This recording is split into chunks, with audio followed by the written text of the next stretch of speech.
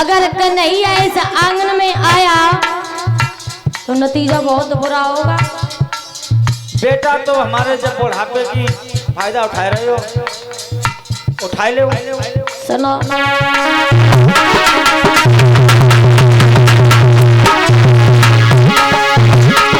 ससुराल की संसारी होगी,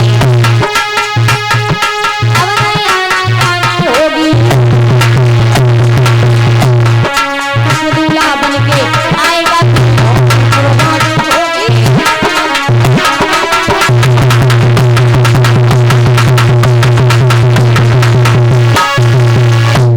पिताजी। कन्हैया इस आंगन में आया ना तो खून की नदियां बह जाएंगी, याद रखना। रुकम। हाँ। अब तुम बार बार ऐसी गंदी जबान से मुझे पिताजी न कहे तो बुड्ढा कहे, बुड्ढा कहे, दुश्मन कहो, मगर पिताजी मत कहो। मगर तेरी बुद्धि में अभी तक ये नहीं आया कि मैं अपने फाले के लिए, अपनी बहन करने के लिए कह रहे हैं। ऐसा दुनिया में कभी नहीं हुआ है, किसी ने नहीं किया है। तो पिताजी हाँ, किसी ने नहीं किया, वो आज ये तुम्हारा बेटा इतिहास रचेगा। ये बताइए रुकुम। हाँ। वो तुम्हारे घर जब आता है तुमसे क्या कहता है? क्या कहता है? जीजा। और तुम उसके घर जाओगे तुम क्या कहोगे? साले साहब। कैसे कह लोगे फिर? अरे कुछ भी हो, शादी तो ससुराल के ही साथ होएगी तो कहेगा बुआ मत जीजा के, हम बात जीजा कह देंगे। तुम्हें शर्म नहीं लगेगी? बिल्कुल। तो इसका मतलब तुम बेशर्म बनोगे।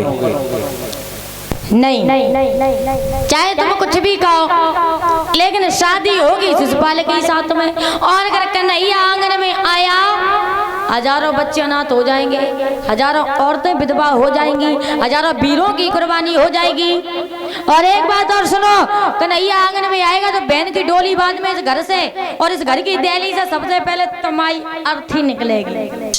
रुकुम। चाहे हमारे प्राण चले जाएं, अच्छा, जब तक हमारे शरीर में श्वास रहेगी तब तक हम तुम्हारे मन की अर्पण नहीं होने देंगे। तो फिर तुम देख लेना। अब देख क्या लेना, मायके ही नहीं सही चल रहा है, न तुम हमारे सामने बात ही नहीं कर पाते। अरे बुड्ढे जरूर हैं मगर आवाज थोड़ा ही कम है।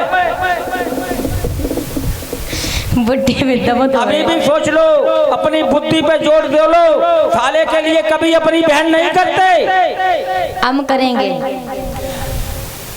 मंत्रियों हमारे बेटा को समझाओ, सभा के लोगों इसको समझा दो। अगर कोई भी आगे आया ना तो उसकी गर्दन अलग अलग अलग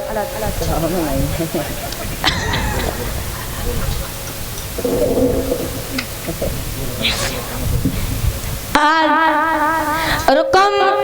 वहां से आगे बढ़ा नाई और पंडित को बुलाया। और जब आओ पंडित जी इधर आओ।